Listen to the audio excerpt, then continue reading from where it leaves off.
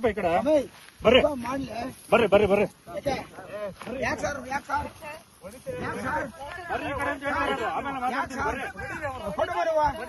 Video ಮಾಡ್ಕೊಳ್ರಿ ಎಲ್ಲ ನಿಮ್ದೊಂದ್ ಬಿಡ್ರಿ ಆಮೇಲೆ ಮಾಡ್ಕೊಳ್ರಿ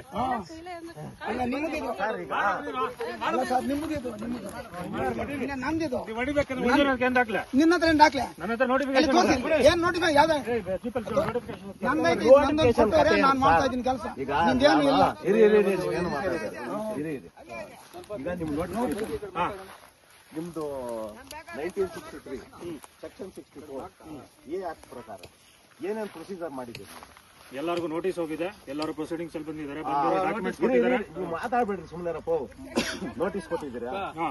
ಖಾತೆ ಚೇಂಜ್ ಆಗಿದೆ ಇರಪ್ಪ ಇರಿ ಖಾತೆ ಆಗಿದೆಯಾ? ಕೂಲಿ ಕೊಡ್ಬೇಕು ನಾನು ಒಡೆ ನಮ್ಮ ಹೆಸರಲ್ಲಿ ಇರೋದಕ್ಕೆ ಬಂದಿರೋದು. ನಾನು ಹೇಳ್ತಾ ಇರೋದು ಪಾಣಿ ನಮ್ಮ ಹೆಸರಿಗಿದೆ, ಪಾಣಿ ನಮ್ಮ ಹೆಸರಿಗಿದೆ. ಕೊಡಿ ಪಾಣಿ, ಎತ್ಕೊಳ್ರಿ ಪಾಣಿ ಎತ್ಕೊಂಬಪ್ಪ.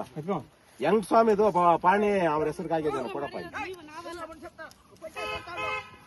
ಕೊಟ್ಟಮನು ನೀವು ಕೊಟ್ಟಮನು ನೀವು ಹೊಡಿತಾರಮ್ಮ ಬೋರು ನೀವ್ ಎತ್ಕೋಬಹುದು. ಬೋರ್ ಅನ್ಯಾಯ 3 ಲಕ್ಷ ಹೋಯ್ತು ಬೋರ್. ಸರ್ ಈಗ ನಾನ್ ನಿಮ್ಗೊಂದು ಪ್ರಶ್ನೆ ಮಾಡ್ತೀನಿ. ಒನ್ಸ್ ನೋಟಿಸ್ ಇಶ್ಯೂ ಮಾಡ್ಬೇಕಾದ್ರೆ ವಾಟ್ ಈಸ್ ಯುವರ್ ಪ್ರಿಪರೇಷನ್?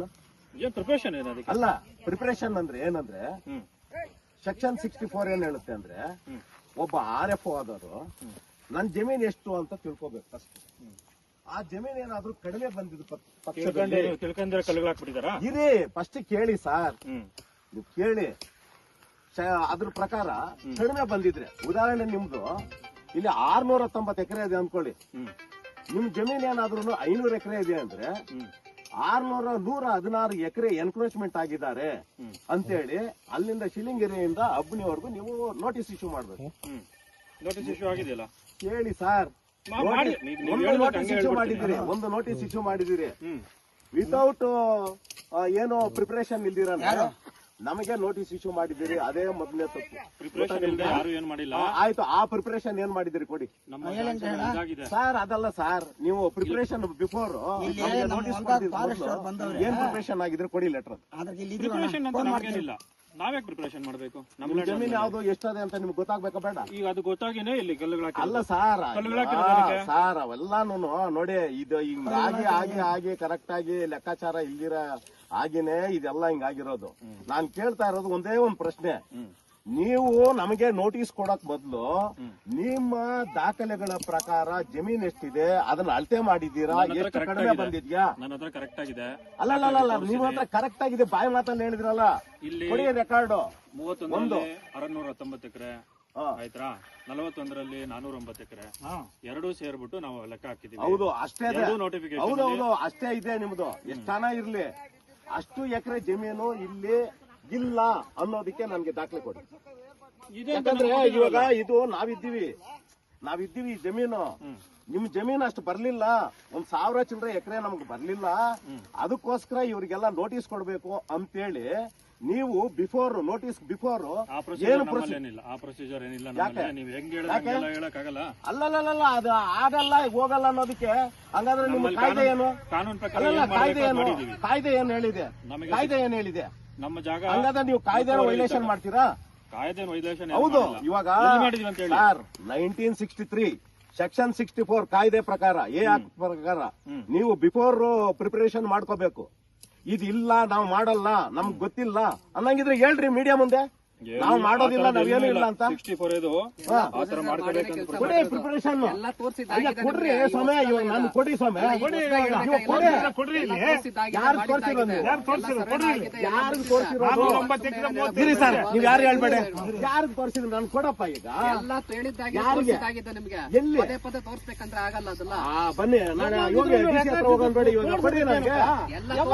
ಯಾರ ಹತ್ರ ತೋರಿಸಿಲ್ಲ, ಅದು ತೋರಿಸಿಲ್ಲ. ಬಿಫೋರ್ ಪ್ರಿಪರೇಷನ್ ಬಿಫೋರ್ ನೋಟಿಸ್ ಏನು ಪ್ರಿಪರೇಷನ್ ಮಾಡ್ಕೊಂಡಿದ್ದೀರೋ ಕೊಡಿ, ಅದು ಲೆಟರ್ ಕೊಡಿ. ಪ್ರಕಾರ ಮಾಡಿದೀವಿ ಸ್ವಾಮಿ, ನಾನ್ ಕೇಳ್ತಾ ಇರೋದಕ್ಕೆ ಉತ್ತರ ಕೊಡಿ ಸ್ವಾಮಿ. ನೀವು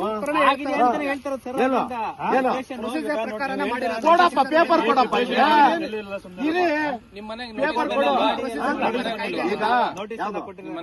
ಏನು ನೋಟಿಸ್ ಬಂದಿಲ್ವಾ? ನೋಟಿಸ್ ಬಂತು. ನೋಟಿಸ್ ಏನ್ ಬಂತು ಅಂದ್ರೆ ಕೇಳಿ, ನೋಟಿಸ್ ಏನ್ ಬಂತು ಅಂದ್ರೆ ನೀವು ಕೇಳಿಸ್ಕೊಳ್ಳಿ, 2 ಎಕರೆ ಆಗಿದೆ. ಬರೀ ಸ್ಟೋರಿಗಳು ಹೇಳೋದಲ್ಲ ಸ್ವಾಮಿ. ಆ ಸ್ಟೋರಿ ಹೌದು, ಆ ಸ್ಟೋರಿ ನಮಗೆ ಗೊತ್ತಿರ್ಲಿಲ್ಲ. ಈಗ ನಾನು ಕೇಳ್ತಾ ಇರೋದು ಏನಂದ್ರೆ ಬಿಫೋರ್ ಪ್ರಿಪರೇಷನ್ ಕೊಡಿ, ಇಲ್ಲಿ ಅದು ಲೆಟರ್ ಫಸ್ಟ್ ಪ್ರಕಾರ ನಾವು ಮಾಡಿದ್ದೀವಿ. ಪ್ರಾವಿಷನ್ ಇಲ್ಲ ನಮಗೆ ಯಾವ್ದು ಪ್ರೊಸೀಜರ್ ಏನ್ ಮಾಡ್ಬೇಕು ಅಂತ. ಇದನ್ನ DC ಹತ್ರ ಹೇಳ್ರಿ. ನಾವೇನು ಮಾಡಂಗಿಲ್ಲ, ನಾವೇನ್ ತೋರ್ಸಂಗಿಲ್ಲ ಅಂತ ಹೇಳಿ DC ಮುಂದೆ ಹೇಳಿ.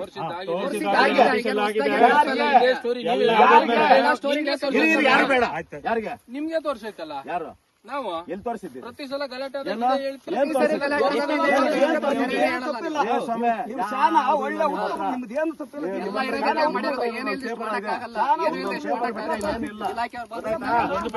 ಪೇಪರ್ ಇಲ್ಲ, ಅದೊಂದು ಪೇಪರ್ ಆ ಪೇಪರ್ಗೆ ಬೆಲೆ ಇಲ್ಲ ಅನ್ನೋದು ನಮ್ಗೆ ಗೊತ್ತಿದೆ.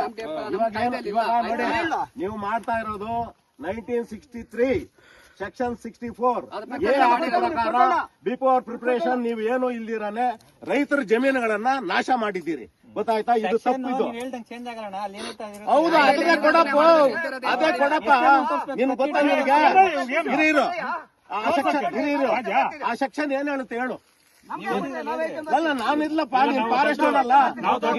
ನೀವು ಚೆನ್ನಾಗಿ ಅರ್ಥ ಮಾಡ್ತಿದ್ರಿ, ಬುದ್ಧಿವಂತರು, ನಾವು ದಡ್ರು. ಇವಾಗ ನಾನು ಹೇಳಲ್ಲ, ಈಗ ನಾನು ಬುದ್ಧಿವಂತ ನಾನು ಹೇಳ. ಒಬ್ಬ RF, ನಾನು ಹೇಳ್ತೀನಿ ಕೇಳು, RF, ಫಾರೆಸ್ಟ್ರು, ಗಾರ್ಡು, ಇವರೆಲ್ಲಾನು ಏನ್ ಮಾಡ್ಬೇಕು, ಆ ಜಮೀನು ಎಷ್ಟೈತೆ ಅಂತ ಫಸ್ಟ್ ತಿಳ್ಕೊಬೇಕು. ತಿಳ್ಕೊ ನಾನು ಹೇಳೋದು ಅದನ್ನ. ಅಂದ್ರೆ ಇವಾಗ ನೀನ್ ಹೇಳು ಅಂತೆ ಹೇಳಿ ಇದ್ ಮಾಡ್ತೀರಿ. ಭೂಮಿ ಎಷ್ಟೈತೆ ಅಂತ ತಿಳ್ಕೊಬೇಕು. ತಿಳ್ಕೊಂಡಾಗ ಹೌದು, ಅದೇನಪ್ಪ ನಾನ್ ಕೇಳ್ತಾ ಇರೋದು. ಇದನ್ನ ಹೆಂಗೆ ಹುಡುಕ್ಬೇಕು ಅಂದ್ರೆ ಕಂದಾಯ ಇಲಾಖೆಯಲ್ಲಿ ನಿಮ್ಮ ಜಮೀನು, ಉದಾಹರಣೆ ಅರಟಿ ಇರ್ಬೋದು, ಶಿಲಿಂಗಿ ಇರ್ಬೋದು, ಅಬ್ಬಣಿ ಇರ್ಬೋದು, ಯಾವ್ದಾನ ಇರ್ಬೋದು, ಆ ಜಮೀನು ಎಷ್ಟು ಎಕರೆ ಇತ್ತು ನಿಮ್ದು ಫಾರೆಸ್ಟ್ ಅಂತ ನೋಡ್ಬೇಕು. ಅದ್ರಲ್ಲಿ ಏನಾದ್ರೂ ಕಡಿಮೆ ಬಂದಿದ್ದಾಗ ಅವಾಗ ನೋಟಿಸ್ ಇಶ್ಯೂ ಮಾಡ್ಬೇಕು. ಎಷ್ಟು ಜನಕ್ಕೆ ನೋಟಿಸ್ ಇಶ್ಯೂ ಮಾಡ್ಬೇಕು? ಜಮೀನು ಸುತ್ತಲೂ ಇರೋರ್ಗು ನೋಟಿಸ್ ಇಶ್ಯೂ ಮಾಡ್ಬೇಕು. ಅದರಲ್ಲಿ ಒಂದ್ 10 ಎಕರೆ ಕಡಿಮೆ ಬಂದದೆ ಅಂದಾಗ ಅದರಲ್ಲಿ 50 ಜನಕ್ಕೆ ಇಶ್ಯೂ ಮಾಡಿದ್ರೆ 10 ಜನಕ್ಕೆ ಲಾಸ್ಟ್ ಫೈನಲ್ ಮಾಡ್ಬೇಕು 10 ಎಕರೆ ಎಷ್ಟು ಜನಕ್ಕೆ ಬರ್ತದೆ ಅಂತ. ಅವರಿಗೆ 2ನೇ ನೋಟಿಸ್ ಇಶ್ಯೂ ಮಾಡ್ಬೇಕು. 2ನೇ ನೋಟಿಸ್ ಇಶ್ಯೂ ಮಾಡಿ ತಹಸೀಲ್ದಾರ್ ಹತ್ರ ಹೋಗಿ ಇವ್ರೊಂದು 10 ಜನ ಮಾತ್ರ ಈ ಒಂದು 10 ಎಕರೆ ಮಾಡ್ಕೊಂಡ್ಬಿಟ್ಟಿದ್ದಾರೆ, ಆದ್ರಿಂದ ಇದನ್ನ ಖಾತೆನ ಚೇಂಜ್ ಮಾಡಿ ಅನ್ಬೇಕು. ಅವಾಗ ಪಾಣಿಗಳಲ್ಲಿ ಏನ್ ಮಾಡ್ತಾರೆ, 10 ಜನದ್ದು ಅರಣ್ಯ ಒತ್ತುವರಿ ಅಂತ ಮಾಡ್ತಾರೆ. ಇನ್ನು 30 ಜನ ಇರ್ತಾರೆ ನೋಡು, ಅವ್ರನ್ನ ಬಿಟ್ಬಿಡ್ಬೇಕು. ನೀವ್ ಹಂಗ್ ಮಾಡ್ತಾ ಇಲ್ಲ. ಸರಿ, ಇದನ್ನ ಮಾಡಿದ್ದಾದ್ಮೇಲೆ ತಿರ್ಗಿ ಅಂತ ಒಂದು ನೋಟಿಸ್ ಕೊಡ್ಬೇಕು. ನೋಡಿ, ನಿಮ್ದು ಜಮೀನು ಅರಣ್ಯ ಒತ್ತುವರಿ ಅಂತ ಬಂದ್ಬಿಟ್ಟಿದೆ, ನಮ್ ಇದಕ್ ಬಂದಿದೆ, ನೀವು ತೆರವು ಮಾಡಿ ಅಂತ. ಅವಾಗ್ಲೂ ಬಿಡ್ಲಿಲ್ಲ ಅಂದ್ರೆ ಫೈನಲ್ ಒಂದು ಕೊಡ್ಬೇಕು ನೋಟಿಸ್. ಫೈನಲ್ ನೋಟಿಸ್ ಕೊಟ್ಟು ನೀವು ನಿಮ್ ಜಮೀನಲ್ಲಿ ಇರೋದನ್ನೆಲ್ಲಾನು ತೆಗೆದುಕೊಳ್ಳಿ, ಇಲ್ಲ ಅಂದ್ರೆ ನಾವು ಅದನ್ನ ಎನ್ಕ್ರೋಚ್ ಮಾಡ್ಕೊಳ್ತೀವಿ ಅಥವಾ ದೌರ್ಜನ್ಯವಾಗಿ ಕಿತ್ಕೊಳ್ತೀವಿ ಅಂತ ಹೇಳ್ಬೇಕು. ಅಲ್ಲಿಗೂ ಮಾಡ್ಲಿಲ್ಲ ಅಂದ್ರೆ ಅವಾಗ JCB ಎತ್ಕೊಬೇಕು. ಇಷ್ಟಪ್ಪ ಪ್ರೊಸೀಜರ್ ಇರೋದು, ನಾನು ಓದಿದ್ದೀನಿ, ಗೊತ್ತಾಯ್ತಾ? ಇಷ್ಟು ಪ್ರೊಸೀಜರ್ ಏನು ಮಾಡ್ದಿರಾನೆ, ಬಿಫೋರ್ ಏನು ಮಾಡ್ದಿರಾನೆ. ನಿಮ್ಗೆ ಹೆಂಗ್ ಬೇಕಂಗ ಅನುಕೂಲಕ್ಕೆ ಹೇಳ್ಕೊಂಡ್ಬಿಟ್ರೆ ಹೊಸ ಸಿಸ್ಟಮ್ಗಳೆಲ್ಲ ಏನಿಲ್ಲ, ಈಗ ಅದನ್ನೆಲ್ಲ ಮಾಡಿನೇ ಬಂದಿದೆ, ಎಲ್ಲ ಆಗೋಗಿದೆ. ಇವಾಗ ಮಾತಾಡೋದು ಎಲ್ಲ ಆಗೋಗಿದೆ, ಯಾರು ಮಾಡ್ಲಿಲ್ಲ.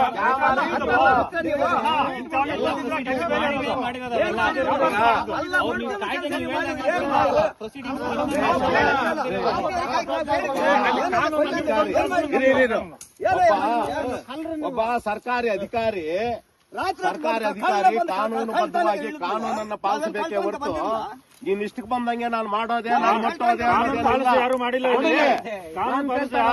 ದಾಖಲೆ ನಾನು ಕೇಳ್ತಾ ಇರೋ ದಾಖಲೆ ಕೊಡಿ. ಬಿಫೋರ್ ಪ್ರಿಪರೇಷನ್ ಕೊಟ್ಮೇಲೆ ನೀವೇ ಜಾಯಿಂಟ್ ಸರ್ವೆ ಆಗ್ಬೇಕಂದ್ರೆ ಜಾಯಿಂಟ್ ಸರ್ವೆ ಆಗಿದೆ. ಒಳಗಡೆ ದಾಖಲೆ ಇದೆ, ಈಗ ರಿಪೋರ್ಟ್ ಇಲ್ಲ. ರಿಪೋರ್ಟ್ ಕೊಡು, ರಿಪೋರ್ಟ್ ಕೊಡು. ಹೆಂಗ್ ಬಂದ ನೀನ್ ಒಳಗಡೆ ಫಾರೆಸ್ಟ್ ಒಳಗಡೆ? ಟ್ರಾನ್ಸ್ಫರ್ ರಿಪೋರ್ಟ್ ಇಲ್ಲಿ ನಿಮ್ದು ಅನ್ನೋದಕ್ಕೆ ನಿಂದ ನನ್ನ ಹತ್ರ ನೋಟಿಫಿಕೇಶನ್ ಇದೆ, ನನ್ನ ಗಿಡ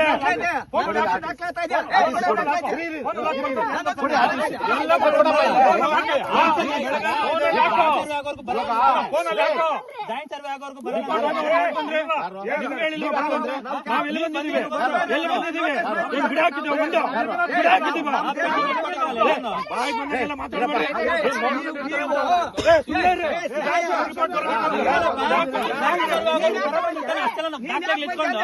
ಜಾಯಿಂಟ್ ಸರ್ವೆ ಆಗೋರ್ಗು ಬರಲ್ಲ ಅಂತ ನೀವೆಲ್ಲರೂ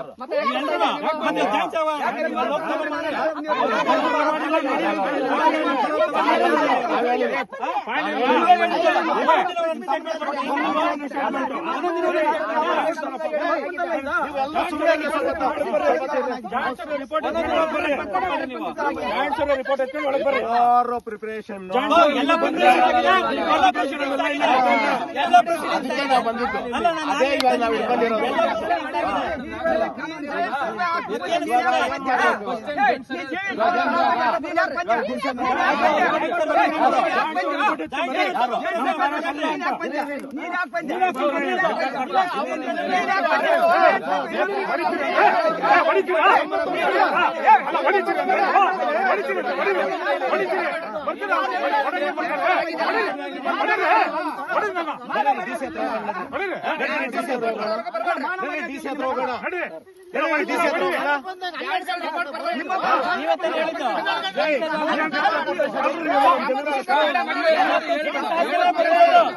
ಪ್ರೊಸೀಡಿಂಗ್ಸ್ ಆದ್ಮೇಲೆ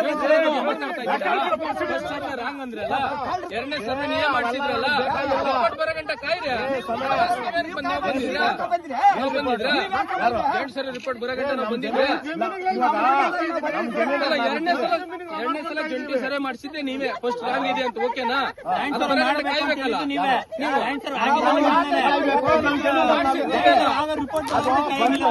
ಮಾಡಿಸಿದ್ ನೀವೇ ಅಲ್ಲ.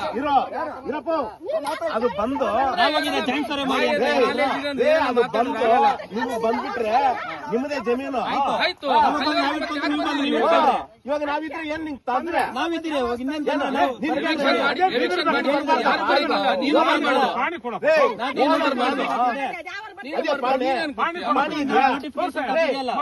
ಯಾವ್ದು ಕಿತ್ತೋಗಿರೋ ನೋಟಿಫಿಕೇಶನ್ ಕತೆ ಹೇಳ್ತಾ ಇದ್ದೆ ನಡೀರಿ. ಯಾವ್ದು ಹೇಳ್ತಾ ಇದ್ದೆ ನೋಟಿಫಿಕೇಶನ್ ಆಯ್ತಾ? ಸೆಟಲ್ಮೆಂಟ್ ಕಾಪಿ ಇದೆಯಾ ಅದ್ರದ್ದು? Settlement copy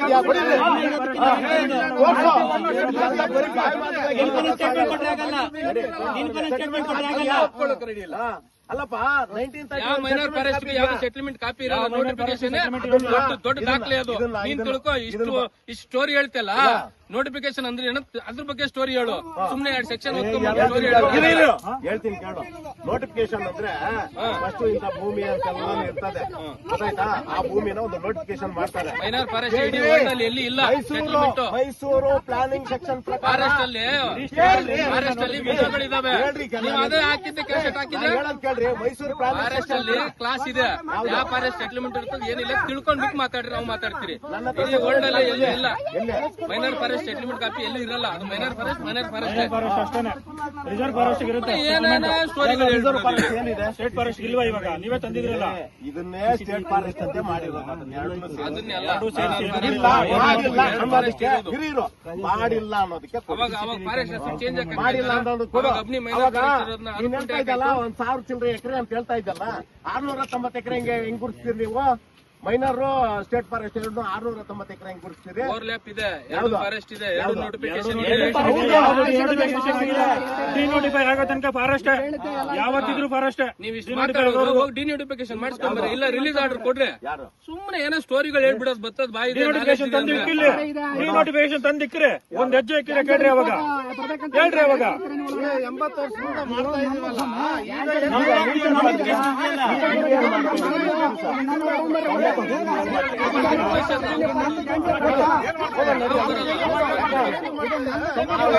order ಮಾಡಿಸ್ಕೊಂಡ್ಬರ್ರಿ. ಕೊಡ್ಬೇಕಲ್ಲ.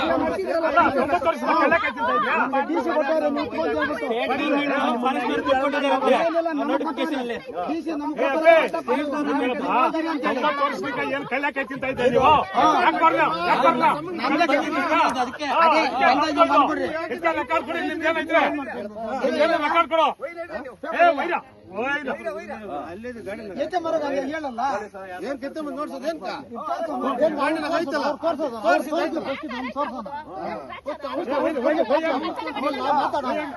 ಕಳ್ಳರು ಬಂದು 12 ಗಂಟೆ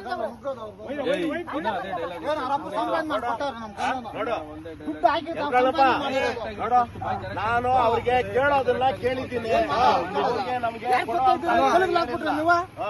ಗೊತ್ತಾಯ್ತಾ ಅವ್ರೇನು ಮಾಡಿಲ್ಲ ಎಲ್ಲ ಯಾಮಾರಿಸಿ ಎಲ್ಲ ಮಾಡಿದ್ದಾರೆ ಗೊತ್ತಾಯ್ತಾ ಅದನ್ನ ಉಣ್ತಾರೆ ಯಾಕಂದ್ರೆ ನಾವೇ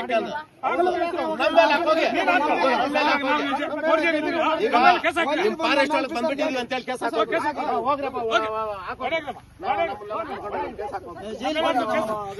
ತಹಸೀಲ್ದಾರ್ ನಮ್ಗೆ ಕೊಟ್ಟಿರೋದು ನಾವು ತಹಸೀಲ್ದಾರ್ ಡಿ ಸಿ ಹೇಳಿವಿನೆ ನೀನ್ ಹೋಗಿ ನೀನ್ ಒಂದಲ್ಲಿ ಕೆಲಸ ಮಾಡೋದೇಳಿ ನನ್ನ ಹೊಲ್ದ ನಾನು ಕೆಲಸ ಮಾಡ್ತಾ ಇದ್ದೀನಿ ಸರ್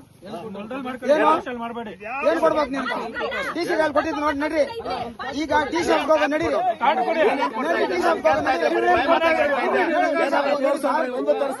ಡಿ ಸಿ ಹೋಗೋ ನಡಿ ಡಿ ಸಿ ಹತ್ರ ಹೋಗೋಣ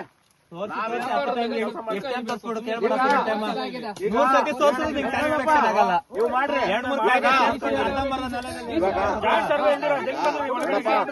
ಈಗ ಏನು ಬೇಡ ಈಗ ನಾವು ಮಾಡ್ತಾ ಇದ್ದೀವಿ ನಮ್ಮ ಭೂಮಿಯಲ್ಲಿ ಕೆಲಸ ಮಾಡ್ತಾ ಇದ್ದಾರೆ ಅಂತ 71A ಪ್ರಕಾರ ಕೆಲಸ ಹೋಗಿ ನಿಮ್ಗೆಲ್ಲ ಹಕ್ಕುಗಳು ಗೊತ್ತಾಯ್ತಾ 71A ಪ್ರಕಾರ ಇವರೆಲ್ಲ ನನ್ನ ಜಮೀನಲ್ಲಿ ಕೆಲಸ ಮಾಡ್ತಾ ಇದ್ದಾರೆ ಅಂತ ಒಂದು ಕೇಸ್ ಹಾಕೋದು ಹೋಗು ಅದು ಹೇಳ್ತಾ ಇದ್ದೀನಲ್ಲ ಆ ಒಂದು ಆಕ್ಟ್ ಹಾಕೋದು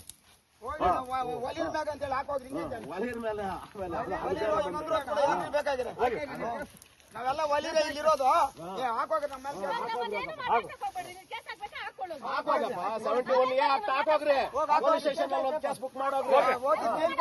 ಪೊಲೀಸ್ ಬಂದ್ಬಿಡ್ತೀವಿ ಇವಾಗ ಪಾಪ ಅವ್ರು ತಿಳ್ಕೊಂಡ್ರು ನಾವು ಜೈಲ್ಗೆ ಹೋಗ್ತಿರೋ ತಿಳ್ಕೊಂಡ್ರು ನಾವು ಜೈಲ್ಗೆ ಹೋಗ್ತಿರೋ ಹೋಗಿ ಸಮಯ ಜೈಲ್ಗೆ ಹೋಗ್ತಿರೋ